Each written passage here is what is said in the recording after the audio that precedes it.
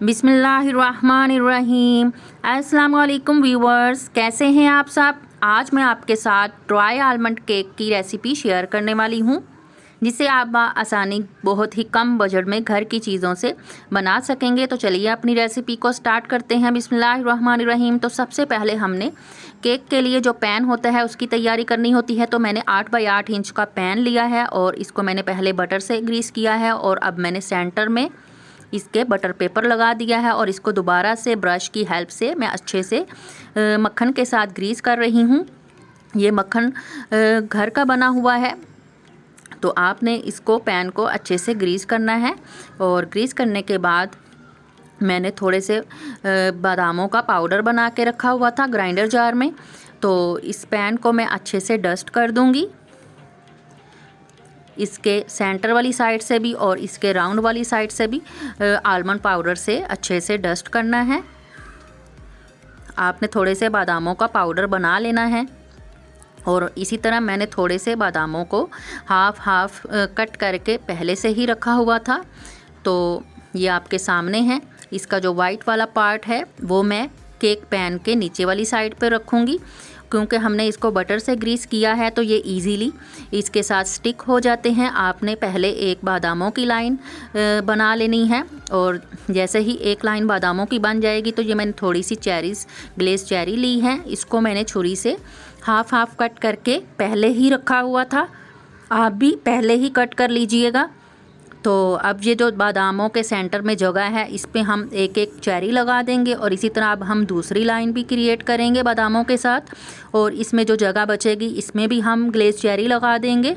और क्योंकि हमने इसको बटर लगाया है तो ये हम बाहर रखेंगे तो गर्मी की वजह से मेल्ट हो जाएगा। अब हमने इस पैन को फ्रिज में रखना है ताकि ठंडा रहे। तो चलिए अपने केक की तैयारी कर लेते हैं। बिस्मिल्लाहिर्रहमानिर्रहीम।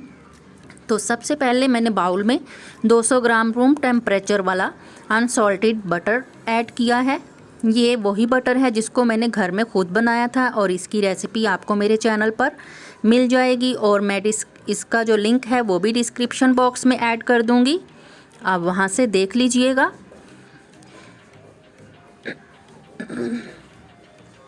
तो इसी तरह अब मैं इसमें 200 ग्राम घर की ग्राइंड की हुई शुगर ऐड करूंगी। आपने इसको मसाला जार में डालकर पीस लेना है और इसको हल्का सा स्पैचुला से मिक्स करने के बाद हम बीटर मशीन की हेल्प से तकरीबन 5 मिनट तक शुगर और बटर को अच्छे से बीट करेंगे ताकि ये दोनों चीज़ें अच्छे से यकजान हो जाएं।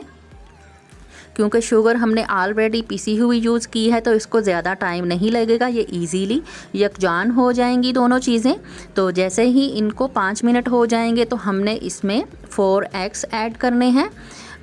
तकरीबन फ्रिज के ठंडे वाले यूज़ करने हैं, क्योंकि हम ये बटर वाला बैटर बना रहे हैं तो इसमें ठंडे अंडों का ही यूज़ करना है। और आपने 1 बाय 1 करते हुए हर अंडा जो है वो हर 30 सेकंड के बाद आपने एक एक करके अंडा ऐड करते जाना है और इसको बीट करते जाना है।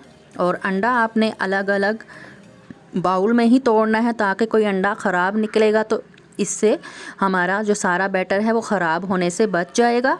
आप भी ऐसा ही कीजिएगा। और इन चारों अंडों को ऐड करने के बाद आपने इसको मज़ीद 7-8 मिनट तक बीट करना है ताकि जो अंडे वगैरह हैं वो अच्छे से यकजान हो जाएं, ताकि फ्लफ़ी हो जाएं। और अब हम इसमें 1 टीस्पून वनीला एसेंस ऐड करेंगे जो कि अंडों की स्मेल को दूर करता है। अगर आपके पास ये ना हो तो आप इसकी जगह लेमन जूस भी डाल सकते हैं 1 टीस्पून। तो ये चीज़ें बीट हो चुकी हैं, अब हम इनको एक साइड पे कर देंगे। और मैंने 175 ग्राम ऑल पर्पस फ्लोर लिया है और 10 ग्राम बेकिंग पाउडर लिया है। इन दोनों चीज़ों को मैंने पहले से छान के रखा हुआ था और अब मैं इसमें 30 ग्राम आलमंड पाउडर ऐड करूँगी, जिसको मैंने फ़र्स्ट में पैन में डस्ट किया था उसी यानी कि उस जैसा मैंने आलमंड पाउडर अलग से बना के रखा हुआ था। तो अब हम इस बाउल में 2 पार्ट में इस ड्राई इंग्रेडिएंट्स को ऐड करेंगे और विस्क की हेल्प से हम इनको मिक्स करेंगे। अब बीटर मशीन का कोई भी काम नहीं है। तो आप देख सकते हैं कि जो केक का बैटर है वो रेडी हो चुका है। तो अब हम जो सबसे पहले पैन रेडी किया था उसको फ्रिज से निकालेंगे और ये जो सारा केक का हमने बैटर बनाया है इसको बाउल को अच्छे से स्पैचुला की हेल्प से साफ़ करते हुए हम ये जो सारा बैटर है इस पैन में डाल देंगे। और मैंने जैसे ही केक की तैयारी शुरू की थी तो मैंने 15 मिनट पहले ही मीडियम फ्लेम पर पतीले को गर्म होने के लिए छोड़ दिया था, क्योंकि आज हम ये केक ओवन में नहीं पतीले में बनाएंगे। तो अब हम इसका ढक्कन उठाएंगे और जाली के ऊपर हम पहले केक बोर्ड रखेंगे, क्योंकि हमने केक के नीचे जो बादामों और चेरी की पेस्ट लगाई है वो उनको डायरेक्ट हीट नहीं लगनी चाहिए, और आपने मीडियम टू लो फ्लेम पर इसको 45 मिनट के लिए बेक करना है। तो अभी आपके सामने है, मैंने ढक्कन उठाया है तो इसके ऊपर कितना प्यारा गोल्डन कलर भी आ चुका है, और स्टिक इंसर्ट करके आपको दिखा रही हूँ कि स्टिक बिल्कुल साफ़ है। इसका मतलब है कि केक बेक हो चुका है और इसने किनारे भी छोड़ दिए हैं। अब हम इसको फुल ठंडा करेंगे, और ठंडा करने के बाद हम इसको एक केक बोर्ड के ऊपर निकालेंगे, और केक बोर्ड के ऊपर निकालने के बाद जो इसका बटर पेपर है हम इसको रिमूव कर देंगे। तो आपके सामने है कि ये कितना प्यारा, यानी कि राउंड वाली साइड से भी बहुत ही प्यारा गोल्डन सा कलर आया है, और इसके ऊपर वाली साइड पे भी बहुत ही प्यारा सा कलर आया है। तो अब हम इसके ऊपर ट्रांसपेरेंट ग्लेज जेल ऐड करेंगे, यानी कि इसके ऊपर लगाएंगे। मैंने 4 टेबलस्पून ग्लेज जेल को अच्छे से मिक्स करके रख लिया था, और अब हम इसको अच्छे से केक के ऊपर स्प्रेड करेंगे, ऊपर वाली साइड पर भी और राउंड वाली साइड पर भी। ये ग्लेज जेल लगाने से केक के टेस्ट में और भी टेस्ट में यानी कि इजाफ़ा होता है। अगर आपके पास हो तो आप लगा लें, वरना स्किप कर दें, नहीं तो ये बाज़ार से बेकिंग वाली शॉप से आसानी से मिल जाती है, आप भी बाय कर लीजिएगा। तो आपने इस रेसिपी को लाजमी ट्राई करना है।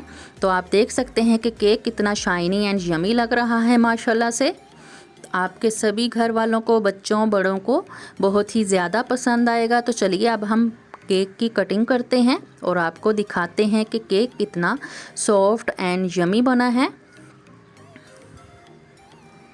आपने इस रेसिपी को लाजमी ट्राई करना है। बहुत ही कम बजट में ये तैयार हो जाता है। तो चलिए अगली वीडियो तक के लिए शाज़ियाज़ कुक बुक की तरफ से टेक केयर एंड अल्लाह हाफिज़। अपना और अपने इर्द गिर्द वालों का ख्याल रखिएगा और मुझे अपनी दुआओं में याद रखिएगा।